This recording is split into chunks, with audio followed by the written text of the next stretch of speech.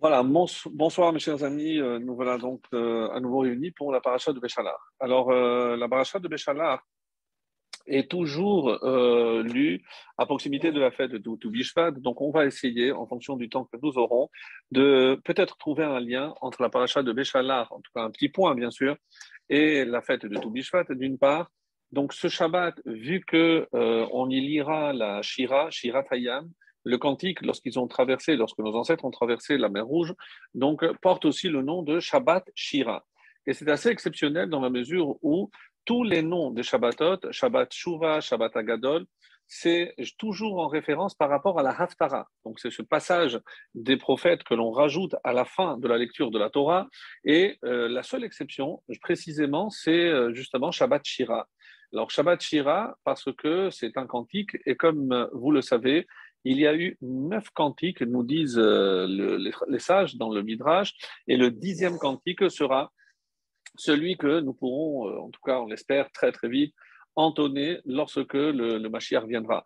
Alors il y a une coutume chez les séfarades, notamment les Marocains, de ce Shabbat-là et également le 7e jour de Pessah, où on lit aussi le passage de la traversée de la mer Rouge. On fait précéder la Shira par Ashira Keshirat Moshe. Donc là, on rappelle tous ceux qui ont chanté, donc Shira de Dévorah, la Shira de Myriam, et on termine par le 10e chant qui sera entonné par les Israël lorsque nous aurons la chance donc d'accueillir Bezrat Hashem au plus vite le Mashiach.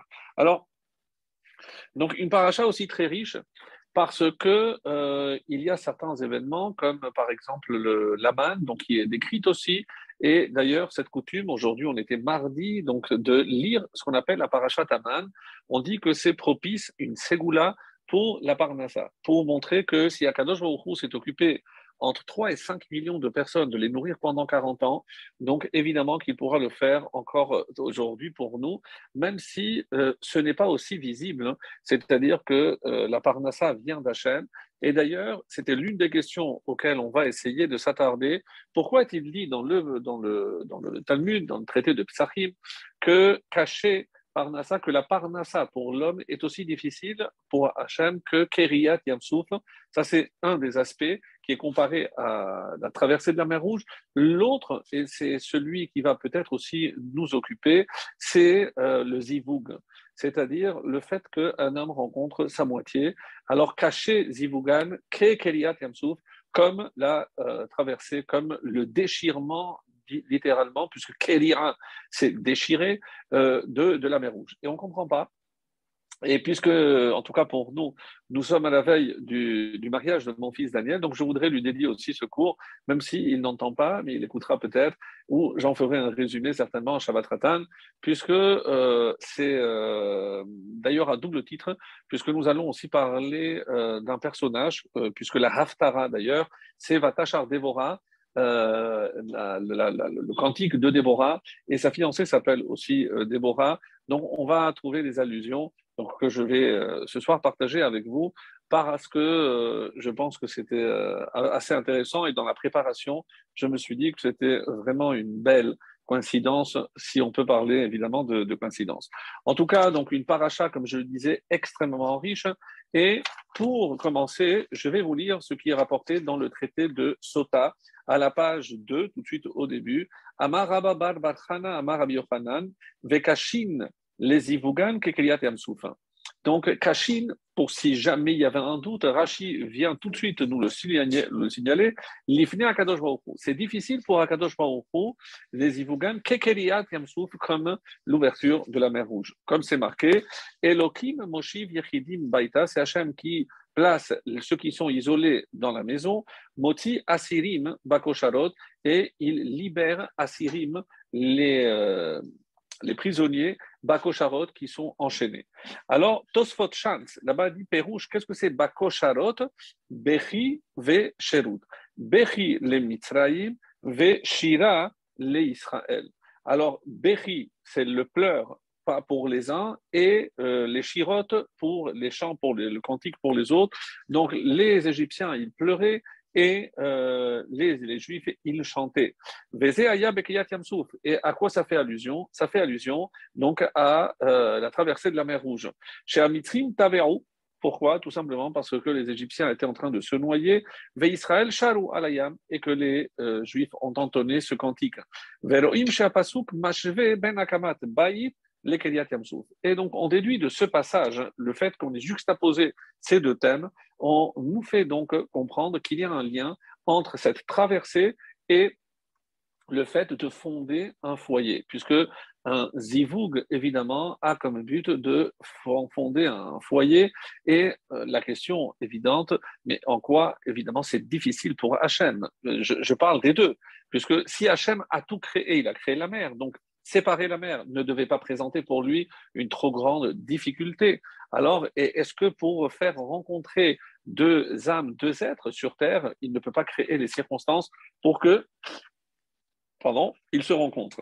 Alors, et j'avais dit que dans le traité de Pesachim, c'est exactement donc à la page 118, Kashim mesonotav shel Adam kekriat yamsouf. Donc sont aussi difficiles la parnassa, la subsistance d'un homme, kekriat yamsouf, dirtiv, et là on apporte une preuve, donc c'est aussi par des textes qui sont juxtaposés dans Tehillim 136, Noten lechem lechol basar, donc c'est Ashré, donc Tehillah et David, Noten lechem lechol basar, celui qui donne du pain à toute chair, Vessa Mirle, et juste après, donc juxtaposé, c'est pas tout de suite collé, mais la gozer, Yamsouf, Ligzarim, Kil et Olam Chazdo.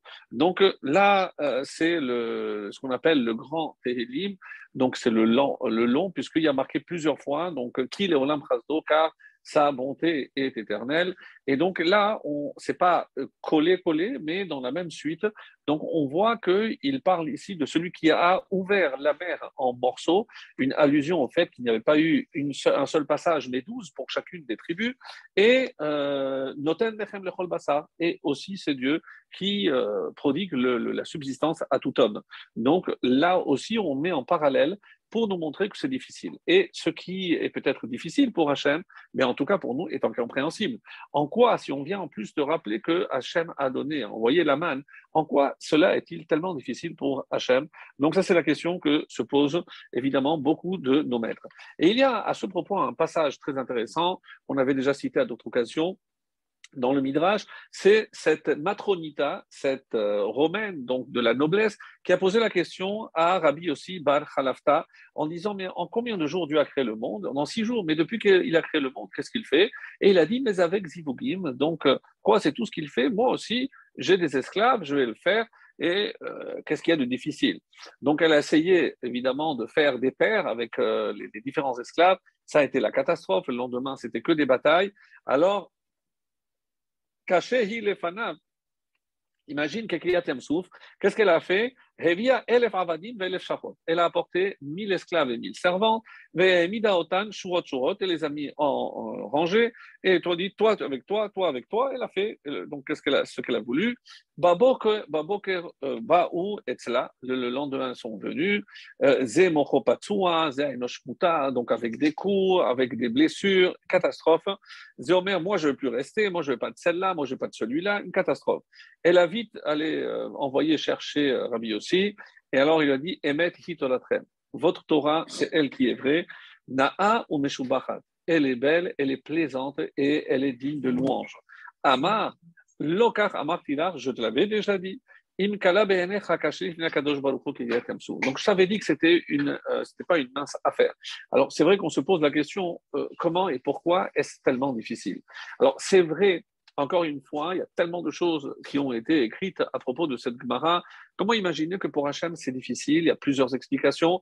Une très belle du Maharal, que je vais vous lire aussi, en expliquant en quoi c'est quelque chose qui est contre nature. Et il va être question ici, évidemment, de la nature et surtout du miracle, puisque vous imaginez l'impression de se trouver devant la mer, acculé parce que les Égyptiens nous poursuivent, on est devant, on sait qu'il y avait une discussion, chacun selon sa propre nature, celui qui voulait prier, celui qui voulait se jeter, celui qui voulait se rendre, celui qui voulait faire la guerre, donc plusieurs catégories, on en avait parlé les années précédentes, donc je n'y reviens pas, et aucune était la bonne. Et c'est ça le comble. Pourquoi? Parce que des fois, nous, on croit qu'on veut, nous, trouver la solution, mais par rapport à notre nature.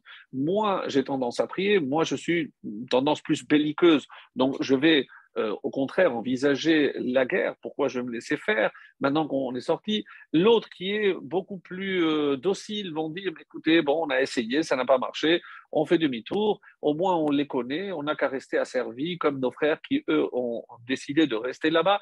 Donc, différentes réactions, mais il se trouve que même Moshe, qui priait en ce moment-là, à ce moment-là, pardon, donc Hachem lui dit, qu'est-ce que c'est pas le moment de prier? D'abord, Ben Israël, Veïsaou, parle et dis-leur d'avancer.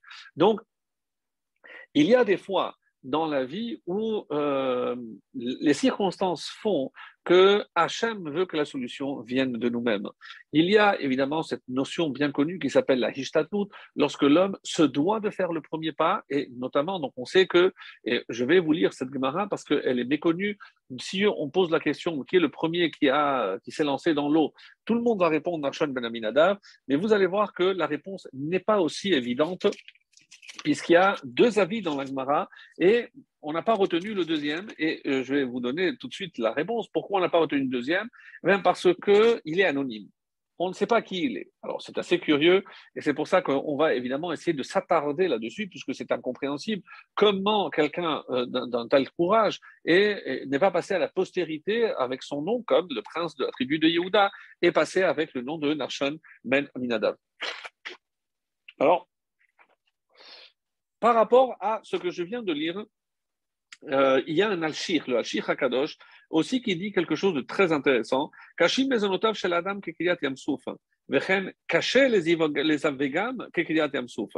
Ou mi lo yada ki beliat kol ha'olamot lo hayu lefanav yitbarach bekoshi. Mais attendez, on parle du créateur de tous les cieux. On parle du créateur de l'univers. Donc vous êtes en train de me dire qu'il y a quelque chose de difficile.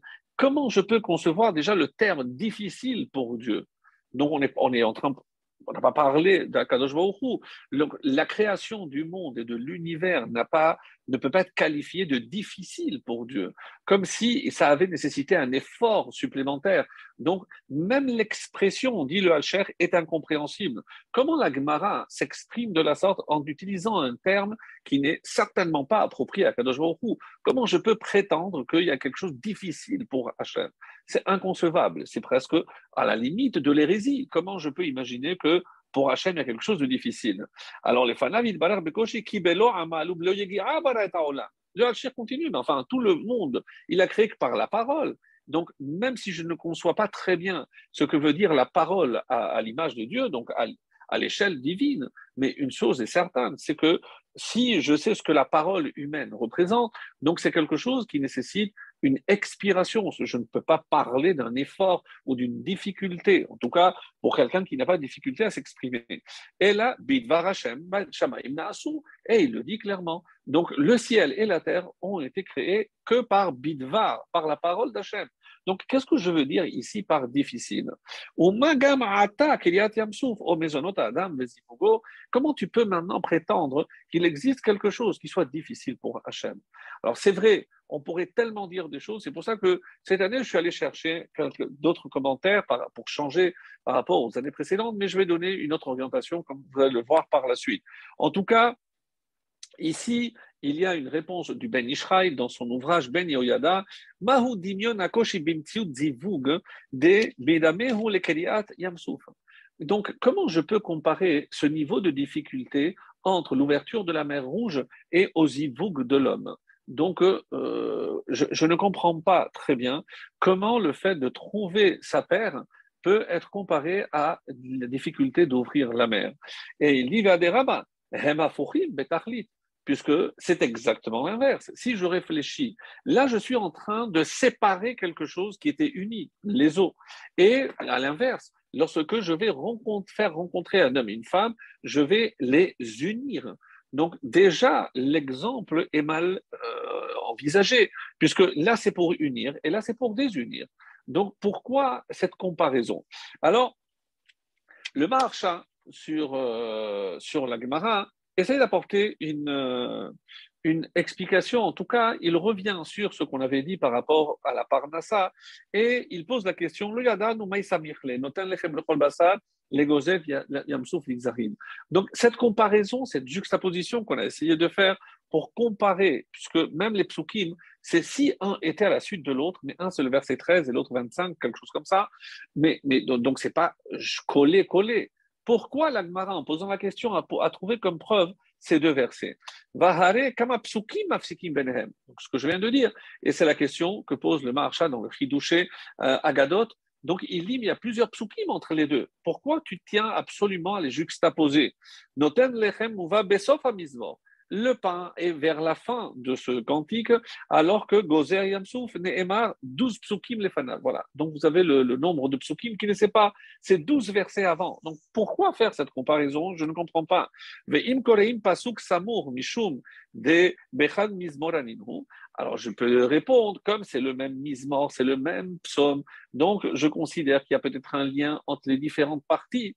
Imken, avele lemema name de Kashin, Mesonotav, Kebiliat Shamaim Vaaret, Mukemakat Bechorot, Mukechol Haninisim, Dirtiv Name Behal Mizmora.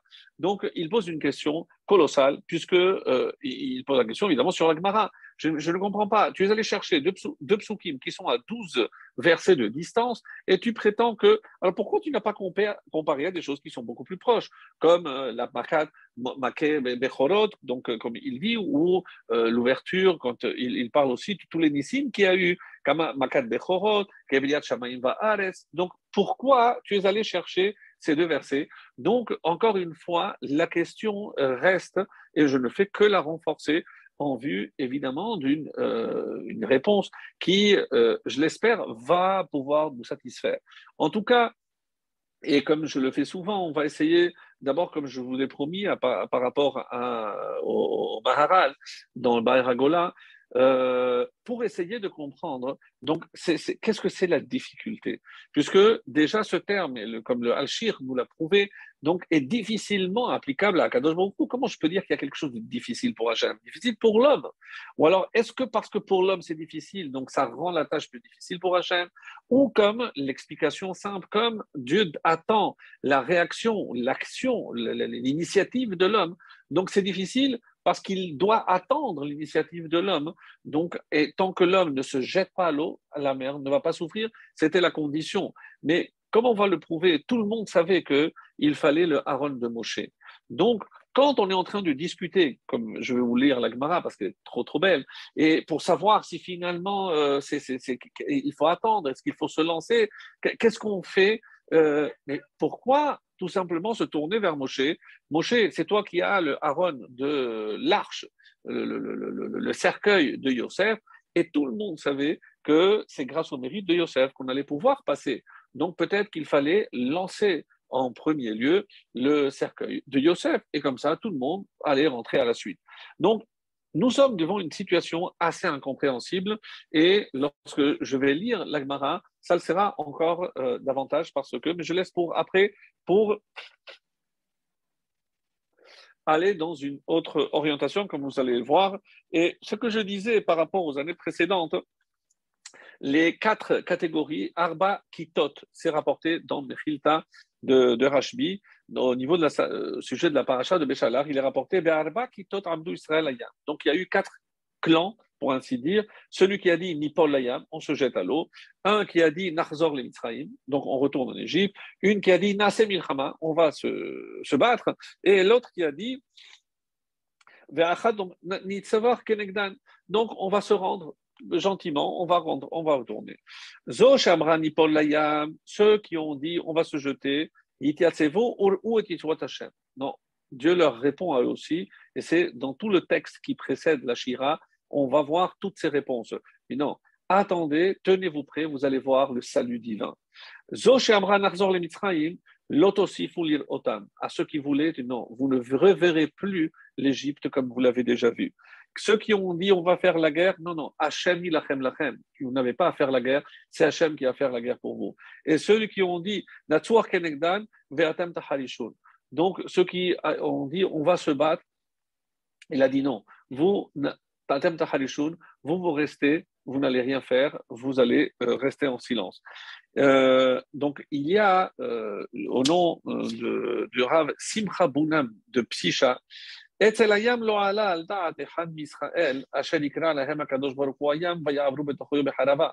Donc, au moment où tout le monde est devant, donc que tout le monde pense à la solution qu'il a en tête, il est clair que personne n'a pensé à ce qui va réellement et finalement se passer. C'est que la mer allait s'ouvrir pour les laisser passer. Donc, personne n'a envisagé cela. Et c'est comme ça qu'il dit, alors, Rak lechol echad misraël aya ofen echad le Yeshua. Vashem Hoshiam Beyeshua Kazot. C'est que chacun a pensé à sa façon par rapport à sa nature profonde, mais personne n'a envisagé la solution que Dieu lui avait espéré, donc avait prévu pour eux. Asher lo ala liban klan, mais personne n'avait pensé à cela. Ken hu be'inyan aparnasa. Et ça c'est Yismach Israël au sujet de Chol HaMoed de Pessah, donc une sikha qu'il a faite magnifique, et il dit pour la parnassa c'est pareil, c'est-à-dire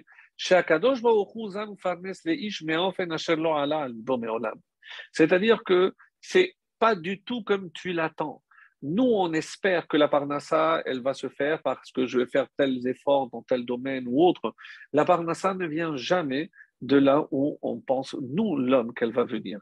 Personne n'aurait pensé dans le désert que, en levant les yeux, ils allaient voir du pain tomber du ciel. Donc, ils pensaient que Dieu allait peut-être faire pousser dans le désert, je ne sais pas moi, des palmiers ou autre chose, comme on va le voir d'ailleurs. Mais personne n'a pensé à cette solution. C'est pour montrer que ici, ce qui est caché, caché d'imaginer pour l'homme, hein, parce que c'est caché aussi, c'est difficile pour Dieu de faire accepter à l'homme qu'il y a une autre solution que la sienne. Et c'est ça qui est difficile, mes amis.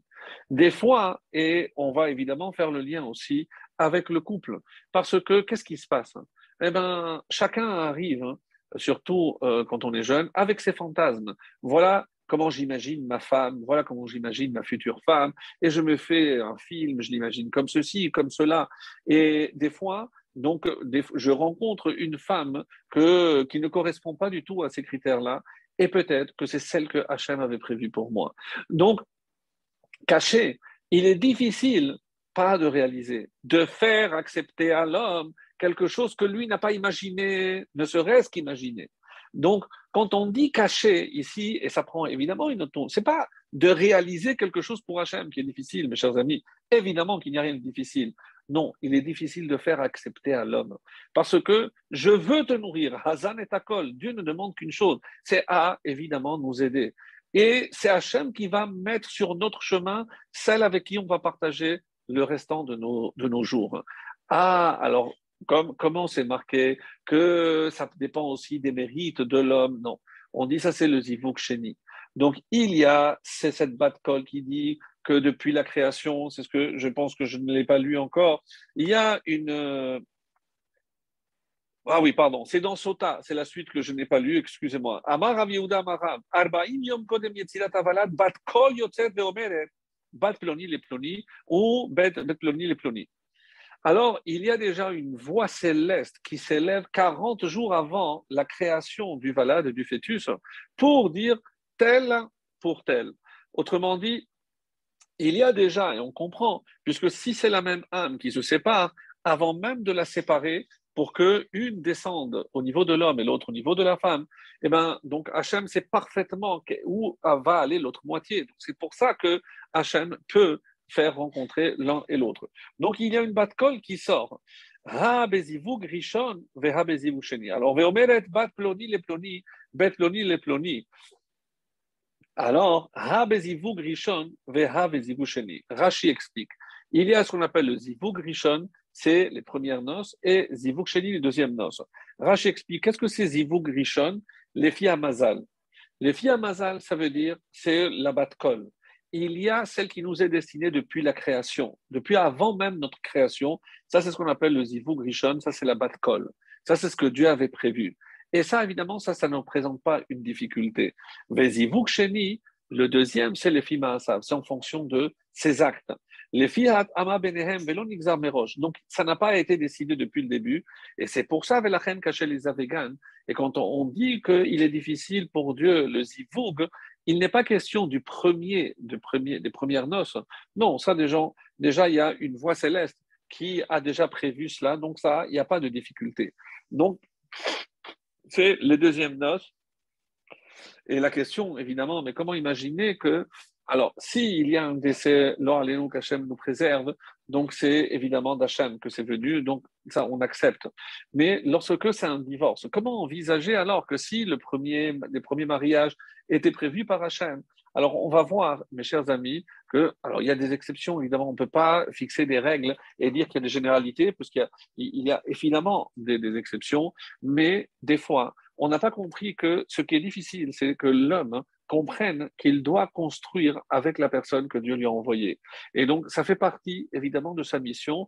On n'est pas prêt, des fois, à faire les efforts nécessaires. Parce que si on réfléchit bien, mes amis, il est clair que comment Hachem, qui est certainement doté d'énormément d'humour, comment il a envisagé que sous un même toit, dans un même foyer, dans une même maison, cohabitent un homme et une femme. Il n'y a rien de plus différent, de plus opposé à un homme qu'une femme et l'inverse. Donc, c'est justement ce que Hachem cherche. On sait Shamaim, on sait Shalom Imromav, lorsque il est dit que Hachem, il fait la paix dans les hauteurs. Donc, de quel pays il s'agit?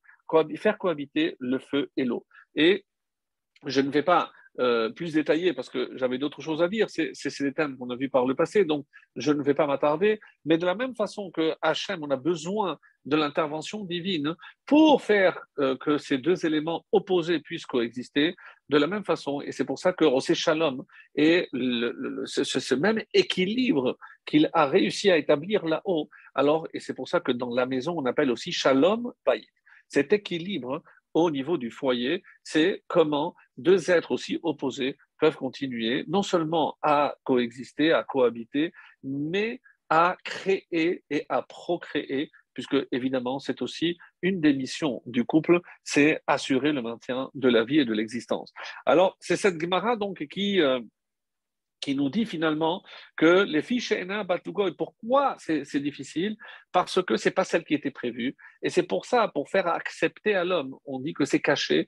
Caché, donc, c'est écrit que caché zivugan, quand on parle de faire la rencontre entre l'homme et une femme, on ne parle pas de ce premier zivug dont il est question dans la Gemara, à savoir le fait que depuis l'avant la création, il y avait déjà une prévision concernant la rencontre entre l'homme et sa femme, donc comme on l'a lu.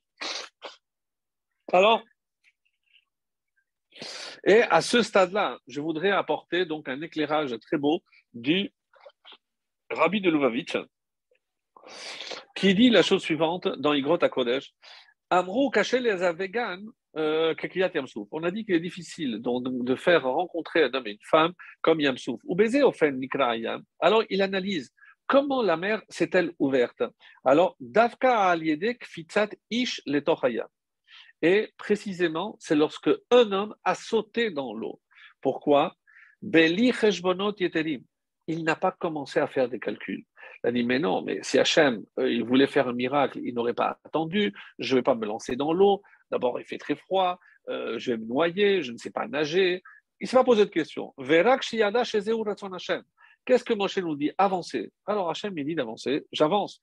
Venetiyat Hammate Aliede Moshe Rabbeinu. Et donc, quand il a vu que Moshe a attendu le maté en disant avancer, Narshon Ben Aminadav, parce que c'est un homme, on va voir qu'il n'y a pas que lui, alors, d'après le Midrash, il s'est lancé. Donc, qu'est-ce qu'on apprend ici? Qu'est-ce qui est difficile? C'est parce que Dieu n'attend qu'une chose, c'est évidemment d'ouvrir, mais il faut que l'homme fasse le premier pas. Il faut que l'homme fasse sa participation personnelle. Si l'homme ne fait pas le premier pas, Hachem ne fera rien. Et c'est évidemment dans beaucoup d'exemples dans la vie, dans la Parnassa aussi. Si j'étais tellement convaincu que la Parnassa vient d'Hachem, alors pourquoi je vais faire parfois de tel ou tel effort? Ça va créer l'illusion que la Parnassa est fonction de mes efforts, de mon savoir, de mon expérience. Non, ce que tu dois gagner, de toutes les façons, tu dois le gagner. Donc, mais il faut, évidemment, tu ne vas pas rester sans rien faire. L'Aïshtadout, c'est ce que l'homme se doit de faire ici-bas pour occulter finalement ce qui est ou peut apparaître comme un miracle. Puisque il est question ici de comprendre que même ce qui, des fois, à nos yeux, peut paraître naturel est aussi surnaturel. Vous savez, on ne se rend pas compte, mais on peut bouger, on peut marcher, pour qu'arrivrim, on voit, et on ne se rend pas compte. Quand est-ce qu'on commence à paniquer? C'est lorsqu'il y a un dysfonctionnement et qu'on est saisi de peur, quoi, je vais perdre l'usage de tel ou tel membre, et dès que je reprends, oh, merci mon Dieu. Donc, je me rends compte que rien naturel. Donc, c'est vrai qu'Hachem, il guérit toute chair. V ou mafli la asod, il fait des merveilles. Donc, la merveille, c'est que tout fonctionne à merveille. Donc, est-ce que ce virus n'est peut-être pas pour nous rappeler que de temps en temps, il faut se rappeler qu'on doit toute notre existence, tout le fonctionnement merveilleux du corps humain et de l'ensemble de la nature, on la doit à Kadosh Baruch Hu. Donc, peut-être chose que l'homme, dans son orgueil, dans sa croyance de sagesse ou d'intelligence, eh ben, il a peut-être oublié que tout dépendait de quelqu'un qui veille sur nous là-haut. Alors, c'est ce que je voulais lire à présent, comme je vous l'avais dit, par rapport au Maharal, qui nous donne aussi une réponse magnifique. Et il dit Bishvil, chez mes aveugles, lo. Donc il faut comprendre que si c'est Hachem qui nous l'a fait, donc il est évident que c'est Hachem qui nous donne ce zivug. Donc ça vient d'Hachem, ça ne peut être que bon pour nous. Ubame, shehu Adam prati, ou shone me Adam acher. Évidemment, chacun est unique. Donc, je suis évidemment différent d'un autre. Mais comment je peux imaginer que moi, avec ma femme, tellement différent, comment Hachem, il peut nous unir?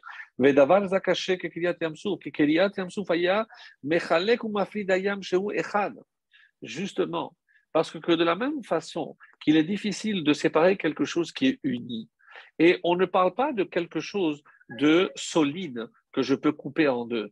Non, mais comment vous séparez l'eau? Vous avez réfléchi déjà à cela.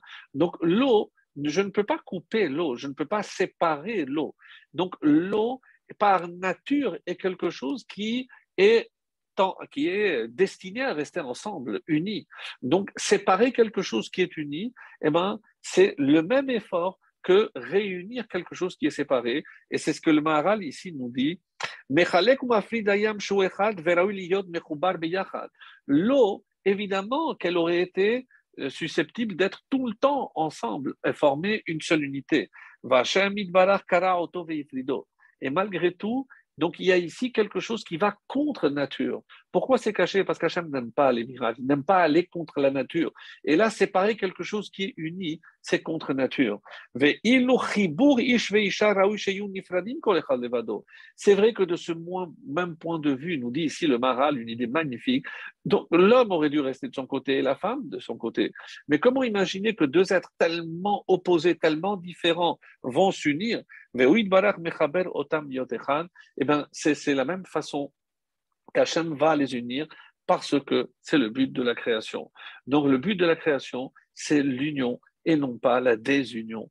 Donc, caché, de la même façon que tu comprends que cette séparation d'un élément qui est un est quelque chose qui va contre nature, de la même façon, quand je dois unir deux ensembles, deux paramètres, deux personnes tellement différentes, eh bien ça aussi c'est contre nature. Et ce qui est contre nature nécessite évidemment beaucoup d'efforts. C'est ce que on nous dit ici, et c'est comme ça que on explique que matza isha matzatov. Donc c'est la blague. Est-ce que quelqu'un qui se marie, on lui dit matza ou motse? Pourquoi? Parce que le roi Salomon a dit matza isha matzatov. Celui qui a trouvé une femme, il a trouvé le bien. Et motse ani isha marmimavet. Mais il dit aussi je trouve la femme plus amère que la mort. Alors on essaye de dire, mais ça se contredit. Alors, il y a celui qui a la chance, Matzah Tov, Matzah Isha, donc Matzah Tov. Et c'est pour ça qu'on demande à l'homme qui s'est marié, alors c'est Matzah ou Motse? Est-ce que c'est amer comme la mort ou est-ce que tu as trouvé le bien? Et la chassidoute, encore une fois, apporte ici une touche magnifique. Donc, Matzah Isha, si tu as trouvé la femme, si tu étais en quête de cette femme parce que tu as compris que sans une femme, tu ne peux pas atteindre le bien. Comme c'est marqué, un homme sans femme est un homme sans joint, sans protection, sans muraille. Donc, il sait qu'il a besoin de la femme et il aspire. Donc, Matzah Isha, il a trouvé cette femme pour combler toutes ses carences Donc, enfin, il a trouvé le bien. Et Motse Ani Isha, je trouve moi une femme plus amère. Et la racine ici, Motse Ani. Donc, si je cherche une femme, alors je trouverai le bien. Mais Motse Ani, mais si je cherche moi-même, je cherche moi ma satisfaction, mes plaisirs, mes carences, Motse Ani, ce que moi je veux. Donc, est-ce qu'elle est là pour combler tout ce que moi je veux? Donc, Motse Ani. Donc, si je me marie par égoïsme, parce que je veux moi quelque chose, hein, alors qu'est-ce que tu vas trouver? Isha Marnimavet. Donc là, tu ne trouveras rien. Parce que la femme, à ce moment-là, donc elle a compris que tu n'es pas à la recherche d'une femme, tu es à la recherche de ton ego. Et là, c'est la catastrophe. Donc ça, c'est l'explication. Matzaïcha, et c'est pour ça que c'est au passé. S'il a trouvé, donc il est dans le bien. Motse Ani, mais c'est que lui qui est toujours à la recherche d'assouvir ses pulsions à lui, ses besoins, ses plaisirs. Donc ça, malheureusement, Motse Ani, moi, je ne trouve que moi. Quelqu'un d'aussi égoïste, hein, eh ben, évidemment que la femme, il va la trouver amère parce qu'elle n'est pas là pour combler tous ces petits besoins. Donc, c'est ce qu'il est dit ici. Et pour terminer, sur ce volet-là, avec aussi l'écouter Sichot, un enseignement magnifique du Rabbi. בשעה שמזדמן לשמוע אודות אופן עבודת השם שלו, נפל במוחו, והדרבה הוא נגד טבעו ורצונו. הנה מעצם העבודה שההשגחה זימנה אותו לשמוע אודות סוג כזה של העבודה, קרוב לוודאי שזה מה שהקדוש ברוך הוא סולם ממנו. Si Hachem m'envoie ça, c'est exactement, je dois me dire, si c'est Hachem qui m'envoie ça, c'est parce que c'est exactement ce qui me convient à moi. שכן סדר העבודה שמונח אצלו ללא יגיעה ויש לו בו חיות טבעית, אי אפשר לדעת אם הוא בא מן השוע האלוקית או טבע נפש בהמית. Et je voudrais à ce propos aussi donc rapporter pour terminer sur ce premier volet un exemple qu'on dit lorsque un homme, un couple se sépare, on dit que le misbéach, il verse des larmes. Donc c'est très étonnant parce que le misbéach, c'est là où on fait les sacrifices. Si on avait dit la menorah, c'est le symbole du shalom, on aurait pu dire aussi les kérouvim, puisque c'est l'homme et la femme, comme on a dit. Donc ça, j'aurais compris. Mais le misbéach, on a du mal à comprendre pourquoi c'est le misbéach. Donc je donne une première réponse et par la suite, je donnerai une deuxième réponse. La première réponse, c'est parce que le misbéach, c'est ce qu'est la valeur, ce que peut apporter le fait de faire des sacrifices. Donc, je sais que je me suis éloigné d'Hachem par mon comportement. Donc, mon comportement peut m'éloigner de l'autre. Donc, qu'est-ce que c'est le korban? Est-ce que je suis prêt à faire ce sacrifice? Mais ce qui est bon en hébreu, que sacrifice, c'est aussi l'étymologie de rapprochement. Est-ce que je suis prêt à faire ce rapprochement, me rapprocher, parce que c'est moi qui me suis éloigné. Donc, le korban, le misbéach, il est là pour voir que chaque fois que le juif s'éloigne, comment Hachem attend impatiemment qu'il revienne avec ce korban pour renouer, pour évidemment rétablir la connexion et le rapprochement. Donc le misbéach, c'est que comme Hachem attend que ces deux êtres puissent se réunir, donc lorsque personne ne fait l'effort, personne n'est pas prêt à faire des sacrifices, malheureusement, ça ne pourra pas marcher. Parce que pour se rapprocher de quelqu'un dont je me suis éloigné, je dois faire des sacrifices. Et c'est ce que le Misber vient nous enseigner. Le sacrifice ici, évidemment, dans le sens de concession, de faire des efforts. Donc, c'est mathématique. Donc, je ne peux pas imaginer que les choses se font d'elles-mêmes. Donc, si j'attends qu'elles se fassent d'elles-mêmes, alors la nature fera que chacun retrouvera évidemment son isolement, sa nature profonde. Et la nature profonde, c'est d'être séparé et non pas uni.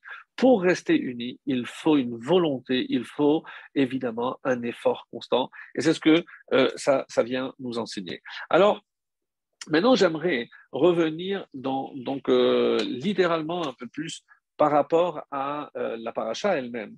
Comme vous le savez, il y a marqué, elle commence par Vaïhi Beshalach Paro. Et on a un enseignement que lorsqu'un texte commence par Vaïhi, ça annonce toujours un malheur. C'est curieux, puisque ici, où est le malheur? Et on nous dit le malheur, c'est pour Pharaon. Pourquoi? Parce que Pharaon va pleurer. Le tsar, on dit, pour qui le tsar? Si on annonce un malheur, c'est pour le pharaon.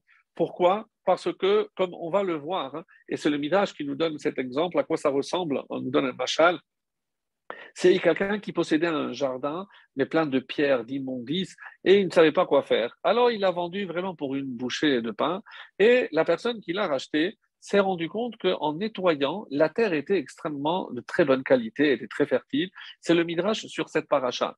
Et c'est un premier lien avec Toubishvat parce qu'on nous dit qu'est-ce qu'il a planté? Il a planté des raisins et des grenades. Donc, c'est un petit lien avec une allusion en tout cas à Toubishvat. Et lorsque le voisin est venu, il a vu ce qu'il en avait fait, il s'est dit c'est incroyable, je ne pouvais même pas imaginer, c'est comme ça qu'il est dit, il s'est lamenté. Et à quoi ça ressemble, on nous dit, de la même façon que le pharaon, il avait un peuple exceptionnel, il ne s'est pas rendu compte.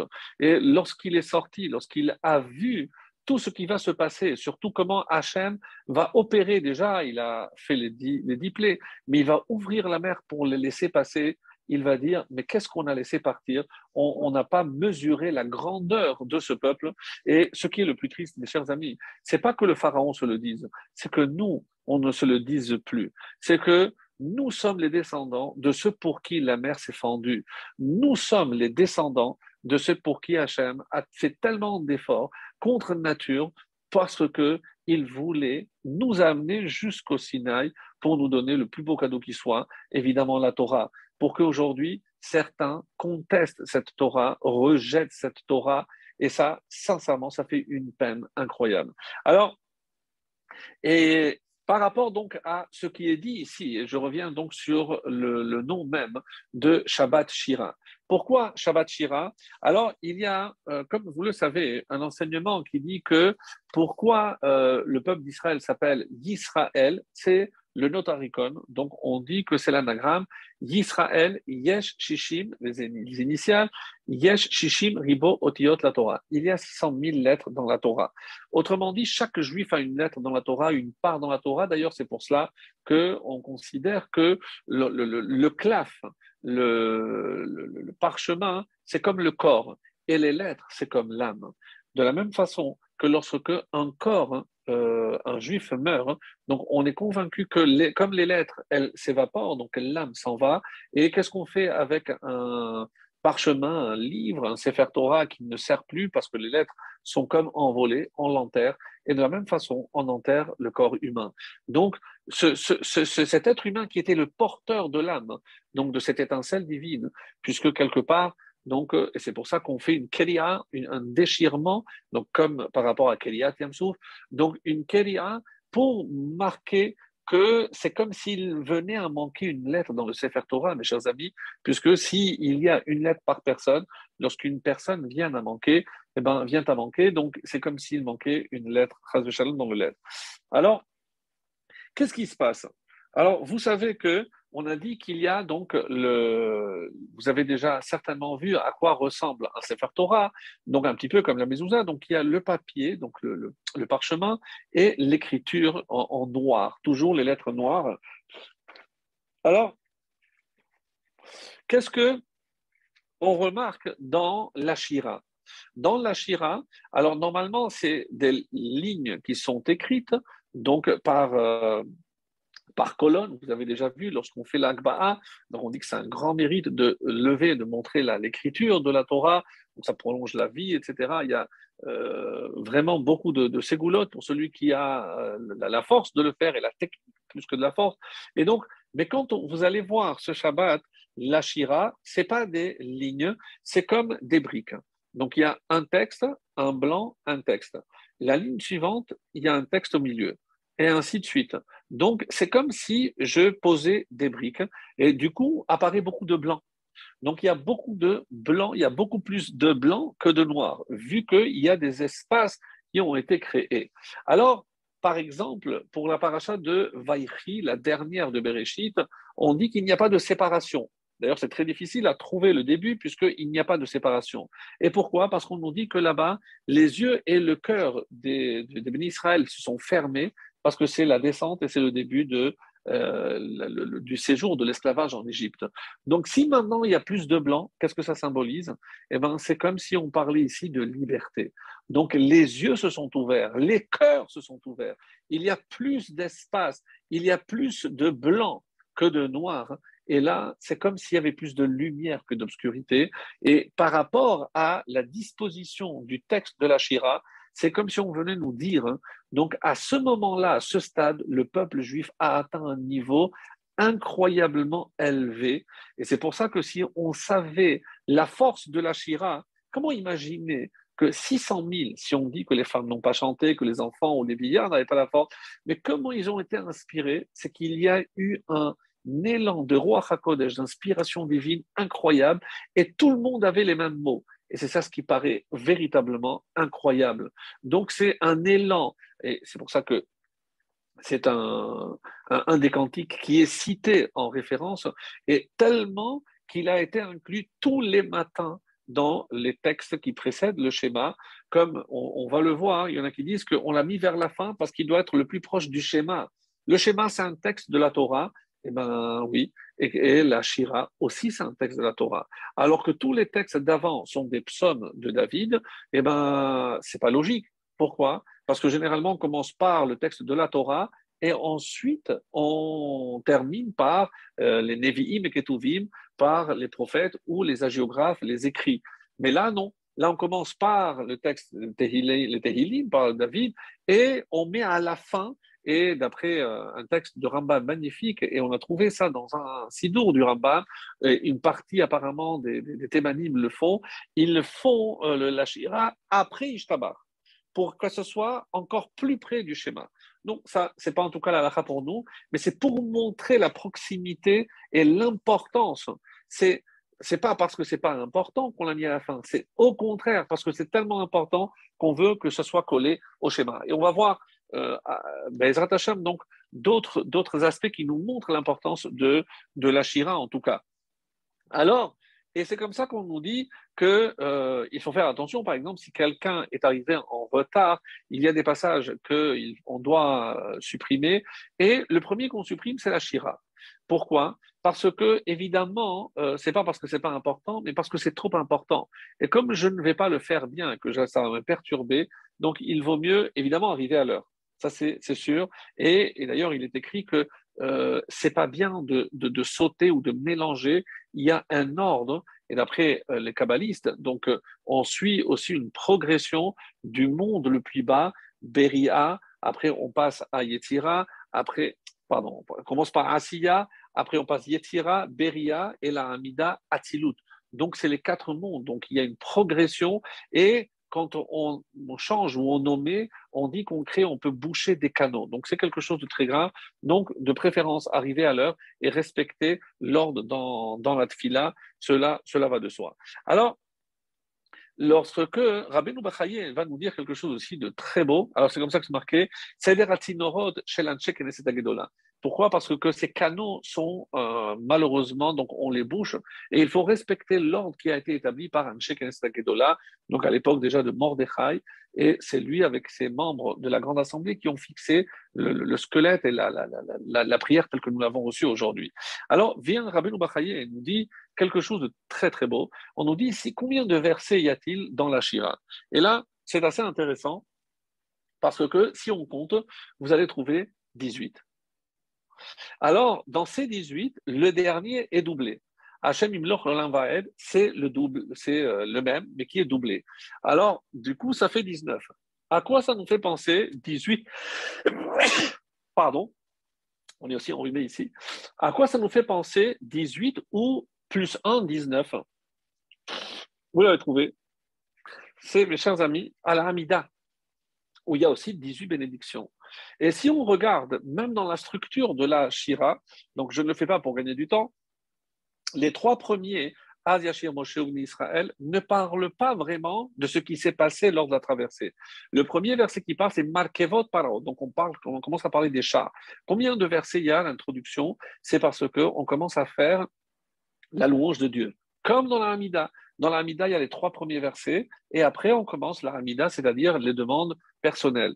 Donc il y a un parallèle magnifique entre la Shira et la Hamida qui est considérée la partie la plus élevée de la Tfila. Et c'est pour ça qu'il y a 18 versets plus 1, Et dans la Hamida, il y a 18, Shemona Esrei, mais on a rajouté. Donc, il y a un qui a été rajouté, un passage qui a été rajouté. Donc, au final, 19, c'est exactement pareil.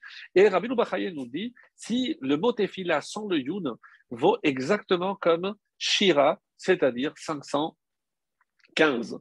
Et 515, ça vous fait penser aussi, va être Anan. C'est le nombre de Tefilot que Moshe Rabbeinu a fait. Donc, c'est la notion du summum de la Tefila, le maximum. Moshe n'a pas pu aller au-delà. Alors, ça, c'est pour nous dire que c'est pour ça pour qu'on comprenne, par exemple, le Shlach HaKadosh nous dit qu'on ne pourra jamais comprendre la profondeur de la Shira parce que c'est tellement profond et c'est pas la traduction, mais comprendre comment tout le peuple a été élevé à un tel niveau qui est comparé au niveau de Matan Torah. Mais c'est parce qu'ils ont traversé la mer Rouge et ils ont fait cette Shira qu'ils ont pu accéder au niveau de recevoir la Torah. Et ça, c'est vraiment exceptionnel. Alors, il y a dans la Aruch HaShulchan, donc quand on va voir, il y a aussi une allusion qui est faite, mais ça, comme on n'a pas tellement le temps, et je voulais vous lire tout de suite maintenant, sans plus tarder, le texte de la Gemara rapidement, avec la traduction, pour aller plus vite. Donc là, ça se trouve dans Sota 36b, en bas de la page, et voilà ce qui a marqué. Yehuda Maïhi. On a dit que Yehuda, il a sanctifié le nom de Dieu. On a dit, mais à quelle occasion Yehuda a-t-il sanctifié? Alors, et on nous dit, Tétania, il y a une braïta qui enseigne. Rabbi Meir avait l'habitude de dire que chez Amdou Israël Alayan, lorsque Israël se tenait en face de la mer, qu'est-ce qui s'est passé? Hayu Shevatim Menachechim Ze Imze. Donc les tribus se disputaient les unes avec les autres. Ze Omer, Aniyoret Echilayan. Quelqu'un dit, moi je me lance d'abord le premier. Et l'autre dit, non, Aniyoret Echilayan.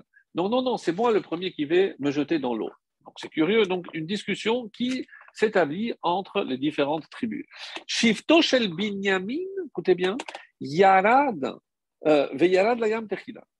La tribu de Binyamin, donc le texte, j'oublie un mot, oui, Kafatz, a sauté, il a bondi et il s'est jeté dans l'eau le premier. Comme c'est marqué, Sham Binyamin Tsaïr Rodem. Là-bas, Binyamin, Tsaïr, le plus jeune, Rodem les domine. Donc, Al-Tikre Rodem, l'Agmara ne le dit pas les domine, et là, Rad Yam. Rad, il a descendu Yam dans la mer. Alors, Vehayu Sare Yehuda Rogmim Otam. Et qu'est-ce qu'ils ont fait les princes de Yehuda? Ils leur ont jeté des pierres. C'est comme ça que c'est marqué. Ils ont commencé à les lapider, comme c'est marqué. Sare Yehuda Rigmatam, c'est dans ce psaume incroyable, d'après le texte de l'Agmara. Les et c'est pour ça que Binyamin, parce qu'il a sauté le premier, mais Binyamin, évidemment, c'est pas Binyamin, le fils de Rachel, c'est quelqu'un de la tribu de Binyamin. Mais qui est-il? Le texte ne le dit pas. Et aucun commentaire nous dit, mais qui c'est? On ne sait pas. Donc, de là, on apprend qu'une chose, c'est que Binyamin a sauté, mais on ne sait pas qui était cet homme-là de la tribu de Binyamin qui a sauté. Et dans la bénédiction qu'il a reçue, qu'est-ce qui a marqué? Uben ketefav shachen, et entre ses épaules, donc entre les épaules de Binyamin, shachen, il a reposé. Qui repose entre les épaules de Binyamin? C'est Hachem. Et à quoi ça fait allusion? C'est la raison pour laquelle le Beth Amikdash va reposer sur le territoire de Binyamin. Eh oui, mes chers amis. Donc, tout le monde savait que le temple sera construit sur la parcelle de Binyamin, mais d'après cette Gemara, c'est en récompense d'avoir sauté le premier dans la mer Rouge. Mais nous, on n'a jamais retenu ça. On a toujours dit, et c'est le deuxième avis, évidemment, que je vais vous lire. Non. Lokachayama assez. Rabbi Yehuda me dit, non, qu'est-ce que tu racontes? C'est pas comme ça que ça s'est passé. Comme s'il y avait une caméra cachée là-bas et qu'il avait vu, lui, ce que d'autres n'avaient pas vu. L'autre, c'était Rabbi Meir. Le premier, c'est la vie de Rabbi Meir. Là, c'est la vie de Rabbi Yehuda. Il dit non, Lokar, c'est pas comme ça. Et la Omer en ani yored. Non, il lui a dit, moi, je ne descends pas le premier. Et l'autre, il a dit, moi, c'est moi qui ne descends pas le premier. Et le temps que chacun discute, Kafas Narshon Ben Aminadab. Donc ici, il y a une différence. Donc le premier dit, moi, je saute. Et chez le deuxième avis, Rabbi Yehuda dit non, moi, je ne saute pas, personne ne voulait sauter. Et là, c'est Nachshon Ben Aminadab qui a sauté. Veyarad Yam Trila, comme c'est marqué, Savun Ibekachach, donc un rapport de Yehuda, Od, Rad Im Kel, c'est comme ça, rapport des Psukim, Et tac, tac, tac, tac, tac. En tout cas, voilà, il apporte après des psukim pour montrer ce que je viens de dire. Et je fais tout de suite le lien avec une autre Gemara aussi magnifique. Hein, et c'est dans Yoma 12a. Écoutez parce que c'est magnifique. Et on nous dit, il y a une discussion. De quoi ils discutent? Qu'est-ce qui les sépare? De quoi quelle est la controverse? Yerushalayim no ditra lekal shvatim. Et on dit que Yerushalayim est restée entière, donc elle n'a pas été répartie comme toute la terre d'Israël a été répartie entre les 12 tribus. La ville de Jérusalem n'a pas été répartie. Et Rabbi Yehuda Saba, Yerushalayim Itraleka, et Rabbi Yehuda a dit, le même Rabbi Yehuda que vous avez entendu ici, il a dit oui. Mais alors, alors il nous dit oui, il y a une séparation. Dans le Chelek de Yehuda, qu'est-ce qu'il y avait? Harabaït, le mont du temple, Haleshakot, c'est là où il y avait tous les gardes qui se tenaient donc à l'extérieur, vers Hazarot et les parties donc extérieures. Oma Haya Bechelko shel Binyamin, et qu'est-ce qu'il y avait dans la partie de Binyamin? Olam, donc c'est là le Kodesh, Recha, le Kodesh HaKodesh, et Bet Kodesh HaKodashim. Donc les parties les plus saintes. Donc si je fais un dessin, donc les parties les plus saintes étaient chez Binyamin, et les parties extérieures étaient chez Yehuda. Et dit l'Agmara, et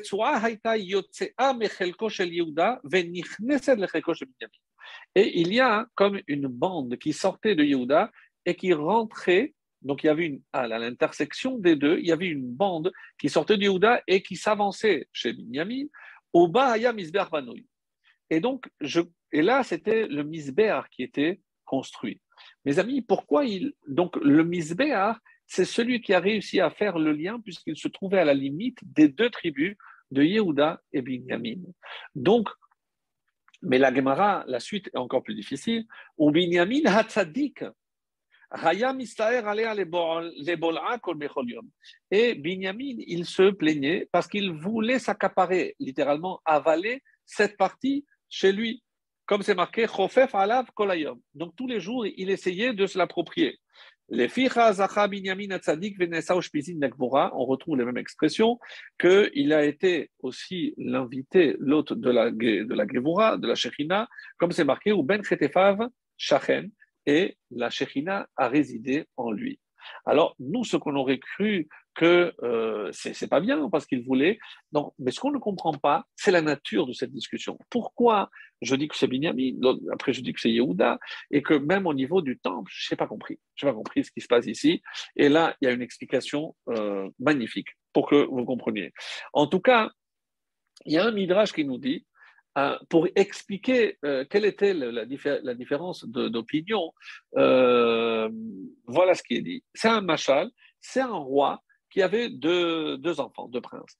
Et il a dit au premier, tu me réveilles à 6 heures. Et au deuxième, il lui a dit, tu me réveilles à 9 heures. Très bien. Alors chacun voulait accomplir la volonté de son père.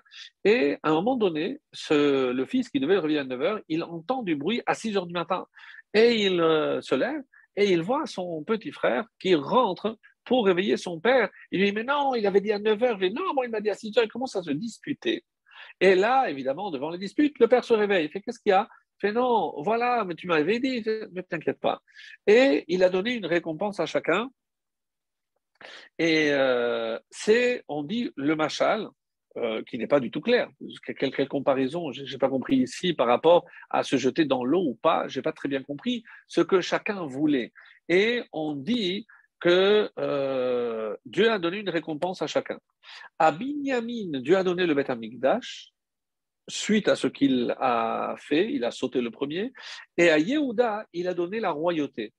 Donc, c'est comme si celui qui avait dit toi, tu m'as réveillé à 9 heures, donc toi, tu auras la royauté, toi, tu as voulu me réveiller à 6 heures, toi, tu auras le Beth Amikdash.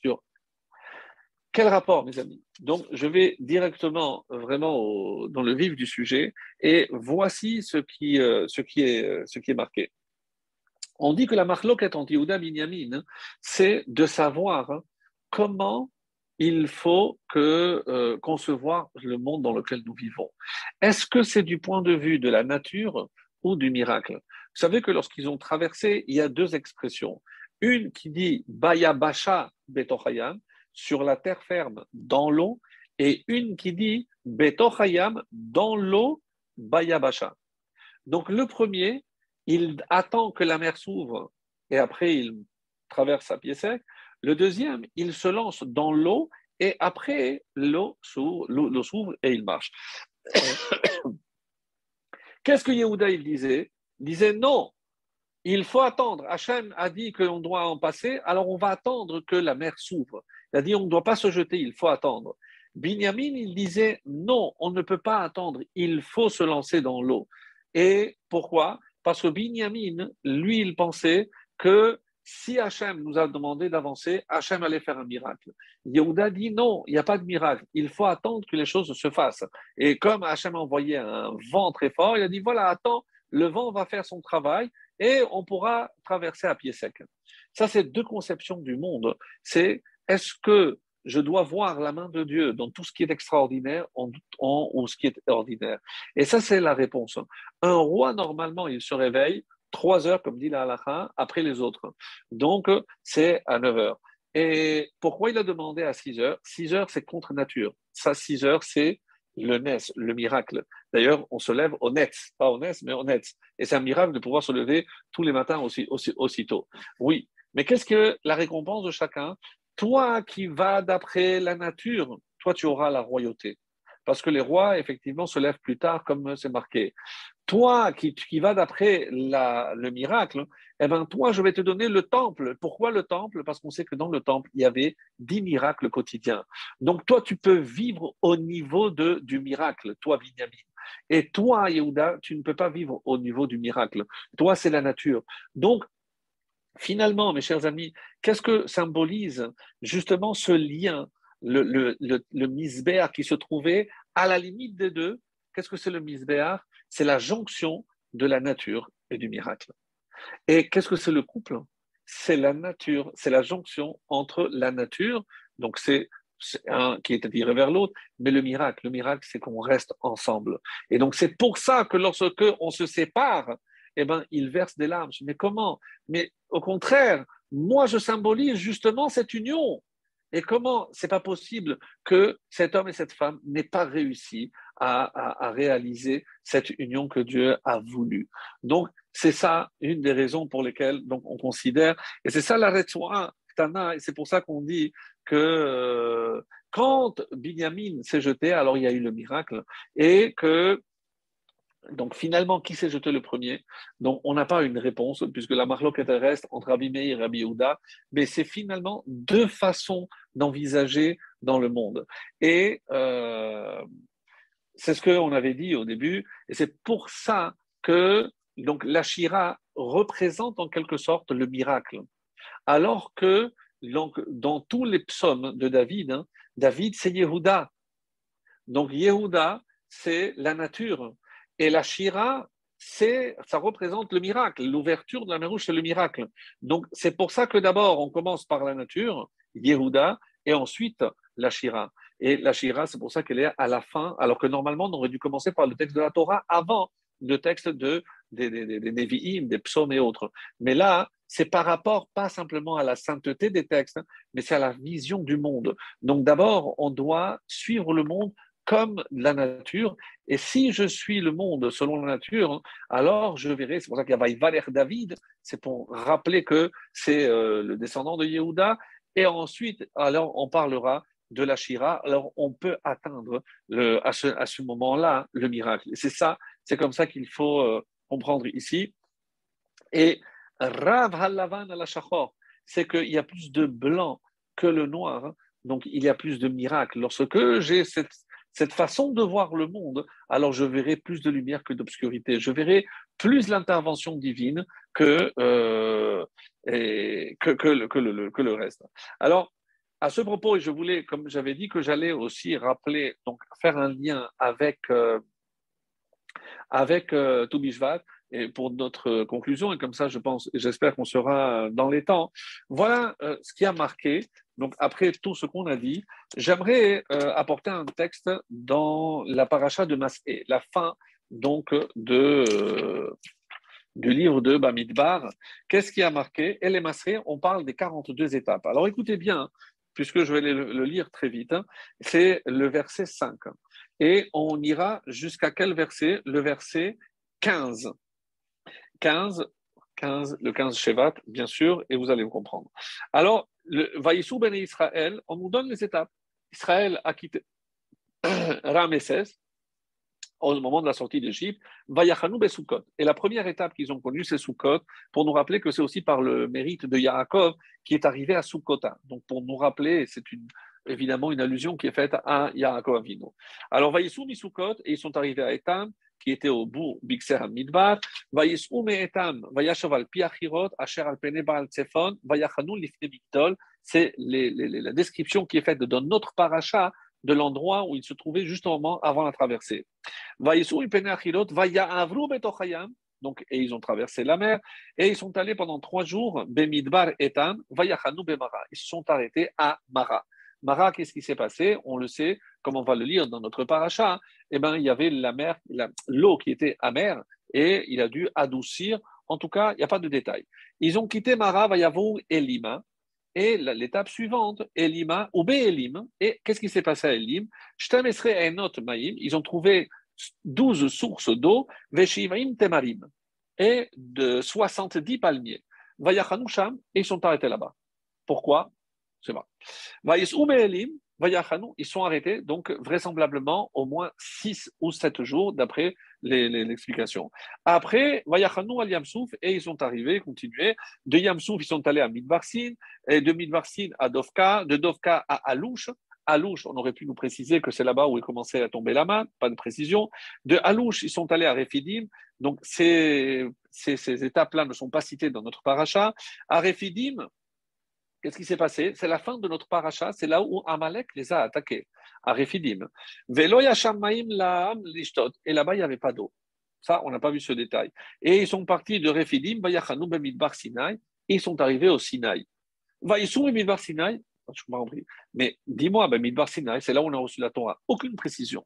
La seule précision, c'est lorsqu'ils sont arrêtés, là, ils ont trouvé les palmiers, les fameux palmiers.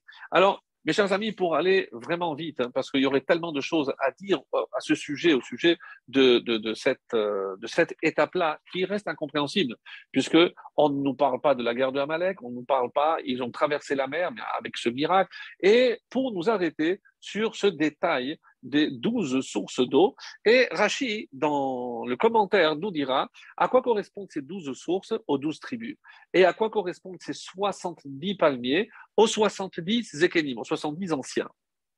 Et on ne comprend pas. Mais à quels anciens on fait allusion?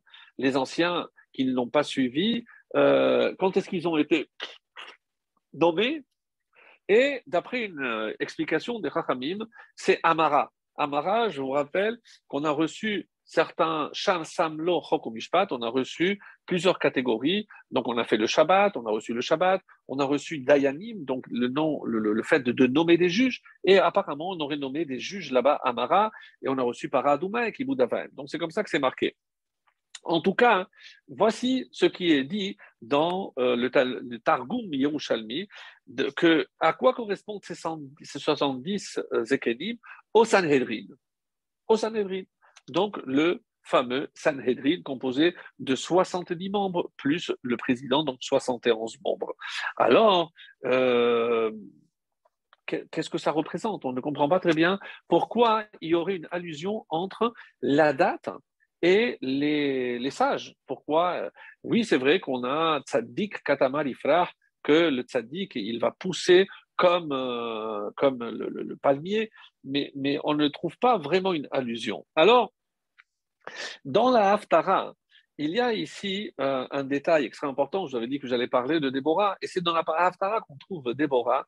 Et dans notre Haftara, nous, les séfarades, on commence Vatachar Déborah. On ne nous présente pas qui est Déborah, et c'est assez étonnant puisque les premiers versets qui sont lus, oui, dans la tradition ashkénaze, on nous présente cette femme, Eshet Lapidot. C'est la femme d'un monsieur qui s'appelait Lapidot. La Gemara pose la question dans Megillah, il me semble, mais c'est son nom, c'est pas Lapidot, il s'appelait Barak. Mais pourquoi? Non, parce qu'elle confectionnait des mèches Il dit, va les amener à Shiloh, là où il y a le Mishkan qui était fixé. Et lui, il avait une technique pour durcir, pour épaissir donc ces mèches pour qu'elles tiennent longtemps. Et il allait souvent faire un don donc à Shiloh. Et Dieu a récompensé ce couple. Et quel était le rôle de Déborah? On dit qu'elle était non seulement prophétesse, mais une juge. Ça fait partie des juges. Déborah était une juge.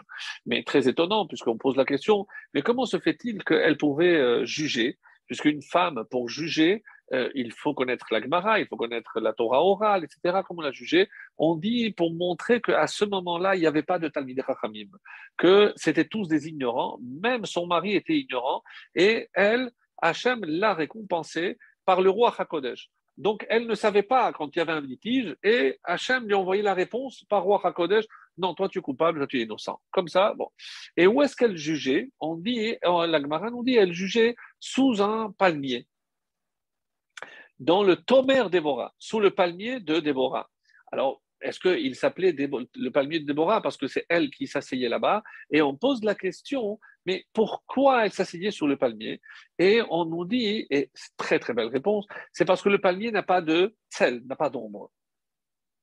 Alors, je ne comprends pas. Et alors, comme il n'y a pas d'ombre, donc elle pouvait recevoir aussi des hommes. Il n'y a pas yichoud.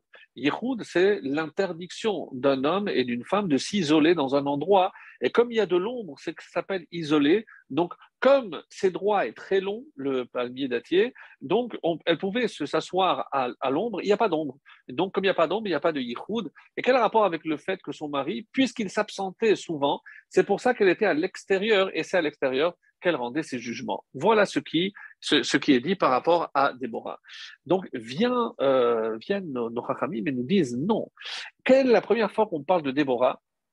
La première fois qu'on parle de Déborah, c'est lorsque Yaakov Avinu avait quitté la maison de ses parents, puisque, rappelez-vous, et sa mère lui avait dit, j'enverrai te chercher lorsque les choses se seront calmées. Et qui a-t-elle envoyé? Déborah, sa nourrice. Et donc, la nourrice est allée chercher Yaakov, et sur le retour, Déborah, malheureusement, est décédée, et il l'a enterrée sous un alon, un chêne, et donc on appelait ce chêne-là Alon Bachout. Donc, les Rachamim posent la question, pourquoi il n'y a pas marqué Alon Bechi? Pourquoi Bachout au pluriel? Parce qu'en attendant, il a appris aussi que sa mère était morte. Voilà ce qui est dit, en tout cas dans le Midrash. Et pourquoi il y a une connexion? Qui était cette Déborah? On ne la connaît pas.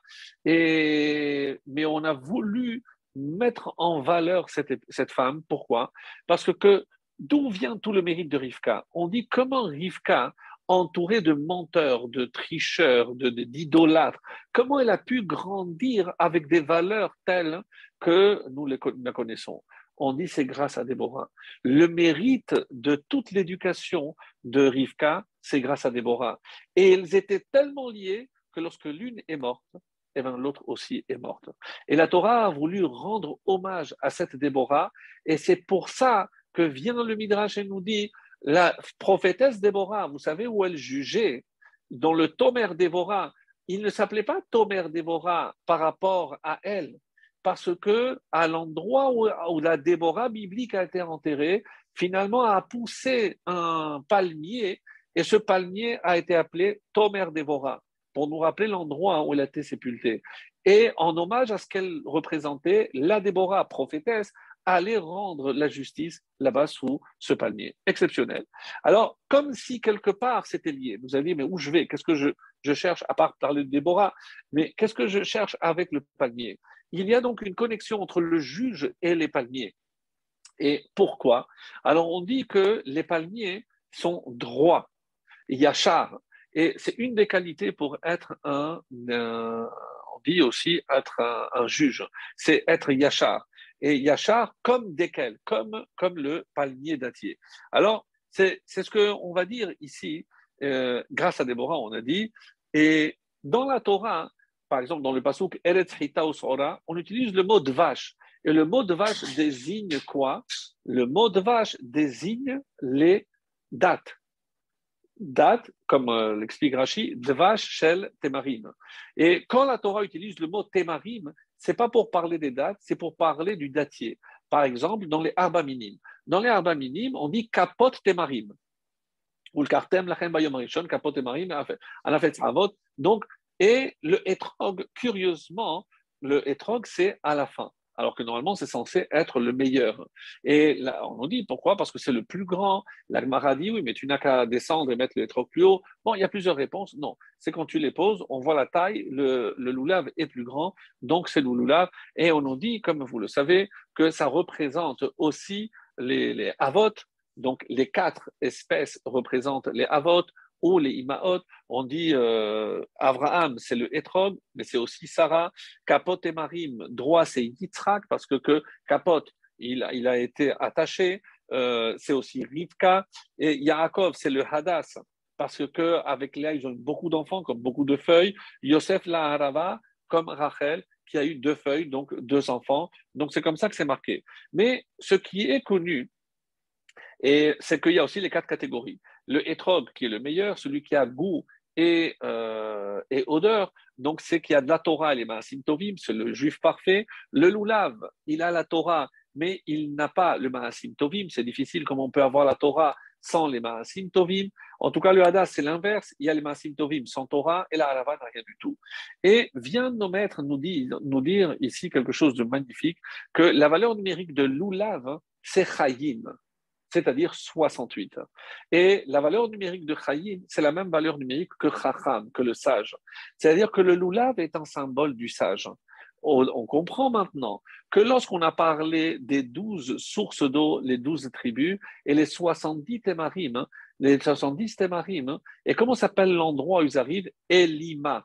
Ça n'a rien à voir avec la douceur ou avec... Non, Elima, c'est les mêmes lettres que Elohim. Et Elohim dans la Torah désigne non seulement Dieu dans la nature, mais désigne aussi l'ifne à Elohim, c'est devant les juges. Donc c'est à ce moment-là qu'on avait des juges, c'est 70, comme ça c'est rapporté aussi dans le Midrash, que les 6 jours où ils ont séjourné là-bas, ils ont mangé, pas de manne, ils ont mangé des dattes. Pourquoi on nous précise? Et qu'est-ce que ça veut dire ils ont mangé des dattes? Ils ont appris la Torah. Et juste après, ils vont aller au Sinaï. C'est comme ça que c'est marqué. Tamar Moshechet et Alev la Torah, que la date a une faculté de favoriser la Torah. Et où je vois ça, et ça, je le fais vite, mais c'est tellement beau, c'est que pourquoi je vois que la Lulav, c'est la Torah? Parce que Lulav, donc les 2 dernières lettres, c'est Lamed et Bet. La Torah écrite commence par Bet et Lamed. Et ensuite, tout le Nach, Vaihi Aharemot, commence par Vav, et le dernier mot d'Ivrei Hayamim, le dernier ouvrage de la Torah, c'est Veya'al, et il montra. C'est le Lamed.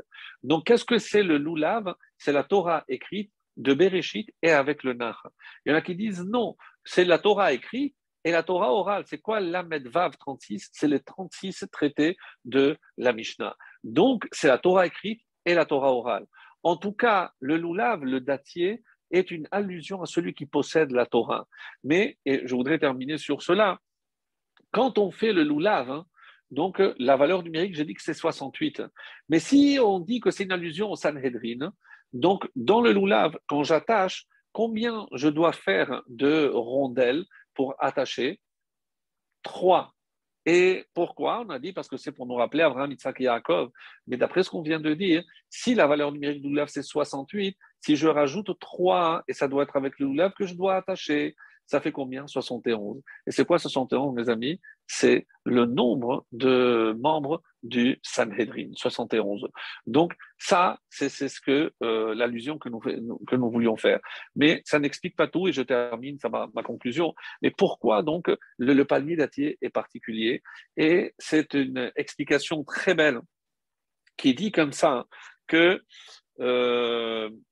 les Témarim, on dit il y a même une allusion, parce c'est marqué que dans la Méhara, Rabbi Shimon Bar Yochai, de quoi il s'est nourri? On a toujours dit des kérouvim, des carouves, mais aussi des dattiers. C'est quoi? C'est que le caroubier, une fois les 6 jours, il mangeait du caroub, et le Shabbat, avant Shabbat, il se transformait en dattier et il mangeait les dattes. C'est comme ça que c'est marqué dans le texte. Donc, il ne mangeait pas que des caroubs, il mangeait aussi des dattes. Et c'est comme ça qu'il a découvert la Torah du Sod, parce que en mangeant ces dattes, il a réussi à connaître aussi les secrets de la Torah. Donc, on a la Torah écrite, Torah orale, et même la Torah du secret. Et alors, pour expliquer, mais qu'est-ce qu'il y a de particulier les témarim? On dit comment ça se fait qu'un arbre pareil puisse pousser dans le désert. Et on nous donne une explication très curieuse. On dit que c'est le seul arbre qui ne se nourrit pas par le bas, mais par le haut. Qu'est-ce que ça veut dire? C'est que comment il peut pousser dans le désert, là où il n'y a pas assez d'eau d'en bas? Parce que comme il est haut, il peut se nourrir du haut. C'est-à-dire qu'il se nourrit par ce qui vient du haut. Et ça, mes amis, c'est cette allusion. Ce qui vient du haut, c'est-à-dire on n'attend pas que ça vienne d'en bas, c'est ça vient du haut. Et on ferme la boucle. C'est-à-dire, c'est la nature, c'est d'en bas. La surnature, c'est ce qui vient d'en haut. Et c'est Rak milemar la velominares. Comme ça, c'est marqué. Et c'est pour ça que c'est comme les tzadikim. Les tzadikim, ils n'attendent pas. Qu'est-ce qu'ils font les tzadikim? Ce qui caractérise un tzadik, c'est pas que il a envie de manger, de boire. Non, il est obligé de manger, de boire. Ce qu'il a envie, c'est de se connecter en haut, d'étudier, de prier, contrairement aux autres. Et c'est ça l'allusion qui est faite avec les sages. Et c'est pour ça que l'oulav, c'est comme chacham, comme chaim, c'est ça la vraie vie. Et comme cette fameuse prière qu'on dit, qu'est-ce qu'on peut souhaiter à un arbre? Que tes fruits soient comme toi. Mais si on sait qu'aujourd'hui, les arbres, c'est comme des hommes, donc on n'a pas tellement envie que nos enfants, nos fruits en tout cas, c'est évidemment nos actions, eh ben, qu'on puisse s'inspirer, mes chers amis, de ces géants, de ces chachamim, des vrais chachamim, de ceux qui se nourrissent par le haut, pour que nos enfants aussi puissent se nourrir par le haut et atteindre la véritable Avodat Hashem, être de vrais serviteurs d'Hashem.